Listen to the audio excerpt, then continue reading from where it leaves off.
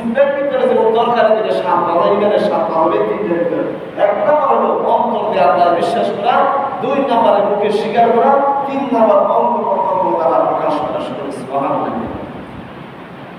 কিতাবের ভিতরে আসছে বাজার নেবে আমার আপনাদেরকে বোঝানোর জন্য বলতেছি আল্লাহ রব্বুল আলামিন কোরআন কারীমে সূরাতুল বাকারা 208 নম্বর আয়াত আল্লাহ রব্বুল আলামিন জানিয়ে দিলেন, আল্লাহ রব্বুল আলামিন জানিয়ে দিলেন আলাম তারা ইলাল্লাযী হাজ্জা ইব্রাহিম ফি রাব্বিহি আয়াতাহু ওয়াইদ ক্বালা ইব্রাহিম ربي الذي يحيي ويميت قال أنا أحيي ويميت قال إبراهيم فإن الله يأتي بالشمس والآخرة قرآن الكريم سورة البقرة 208 নম্বর আয়াতে আল্লাহ কি বলছেন দেখেন, আলাম তারা ইলাল্লাযিনা হাজ্জা ইব্রাহিম নবী যখন নমরুদকে বললেন, তার সদস্যদেরকে বললেন যে আল্লাহ রব্বুল আলামিন জীবিতকে মৃত করতে পারে, মৃতকে জীবিত করতে পারে, এই ক্ষমতা আছে।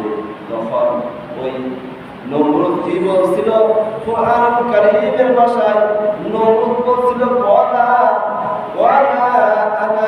উহয়ী ওয়া ইউমীত, আমিও মৃত্যু দিতে পারি, আমিও জীবিত করতে পারি।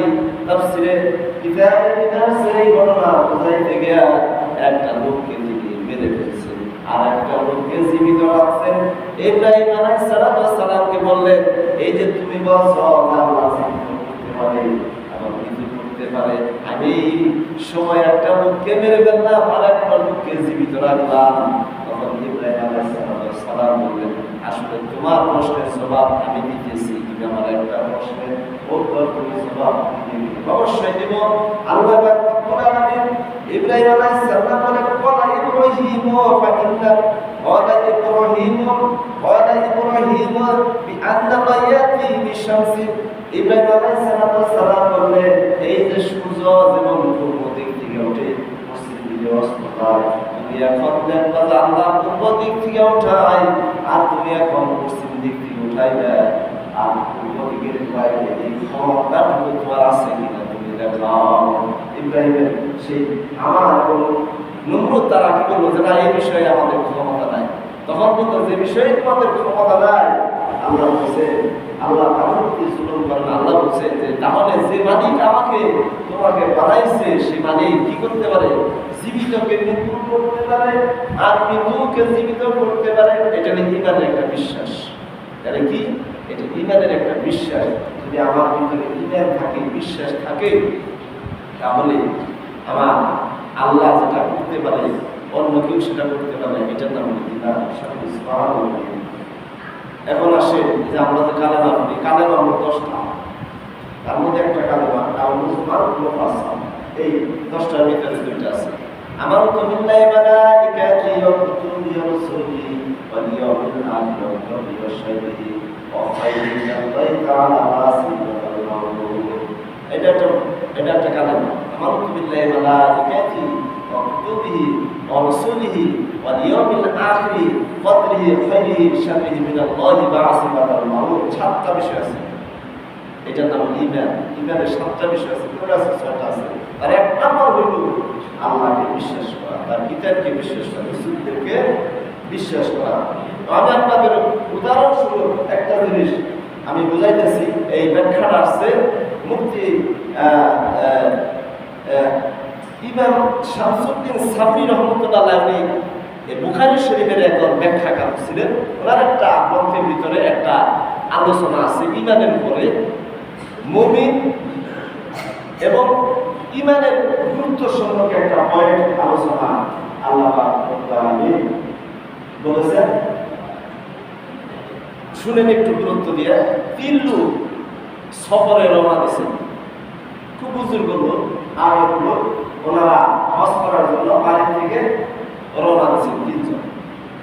প্রথম রাতে যাওয়ার পরে একটা খ্রিস্টান গ্রামে ওনারা পৌঁছেছেন। পৌঁছানোর পরে ওইখানে যে ওনারা একটু আরাম দিচ্ছেন, তারা একটু গুরুত্ব দিয়ে শুনলেন। পৌঁছানোর পরে কি দিছে একটু আরাম আয়েশা তোমরা এক জায়গায় বসছে।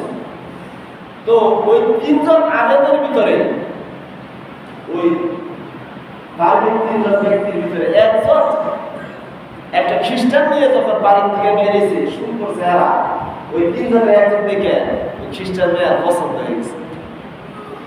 পছন্দ হয়ে যাওয়ার পরে তিনজনের ভিতরে একজন বলতেছে যে আমি ওই মেয়েটাকে দেখলাম বাড়ি থেকে বের হলো, ওই মেয়েটার গার্জেনের কাছে যাব, যাওয়ার পরে আমার মেয়েটাকে পছন্দ হয়েছে, মেয়েটাকে দেখে আমার মনের ভিতরে লালসা লাগছে, আমি ওই মেয়েটাকে বিবাহ করব। কথাটা পুরো ফিনিশিং দিলে বুঝবে যে ঈমান আর মুমিনের মধ্যে দৃষ্টান্ত কি। তখন বলে তোমরা দুজন চলে যাও সফরে, মক্কায় হজ করতে চলে যাও, আমি যাবো গ্রামের নাম খ্রিস্টান পাড়া। তখন কি করলেন ওই বাড়িতে গেলেন, যাওয়ার পরে গার্জেনকে বলাইলেন বাড়িতে কে আছে, কি আমার নাম আমি খ্রিস্টান, আমার মেয়ে খ্রিস্টান। বোঝানো হয়েছে যে আপনার মেয়েকে আমি বিবাহ করতে চাই। তখন বলছে বিবাহের যে দেনমোহর তোমার একটা প্রতিজ্ঞা দিতে হবে, যে অর্থ সম্পদ দিতে হবে, মানে অর্থ সম্পদ দিতে হবে না, তবে একটা প্রতিজ্ঞা আমার সাথে করতে হবে, তাহলে আমি তোমার সাথে আমার খ্রিস্টানিকে তোমার সাথে বিবাহ দিতে রাজি আছি। কি শর্ত? তুমি এই মুহূর্তে ইসলাম ধর্ম ত্যাগ করে খ্রিস্টান ধর্ম গ্রহণ করো, তাহলে আমার মেয়ে তোমার কাছে দেওয়া হবে। সাথে সাথে মুসলমানরা ইসলাম ধর্ম ত্যাগ করলে খ্রিস্টান ধর্ম গ্রহণ করবে। এক পর্যায়ে ওই যে দুই সাথী হজ করার জন্য গেলেন, তারা হজ করার পরে বাড়িতে আসছে। আসার পরে 2-1 বছর অবস্থান করার পরে তাদের মনের ভিতরে আবেগ আসছে যে আমার এক ভাই সাথী বাইরে খ্রিস্টান পাড়াটা আমি যে রেখে হজে চলে গেছিলাম, দেখি তার কি অবস্থা।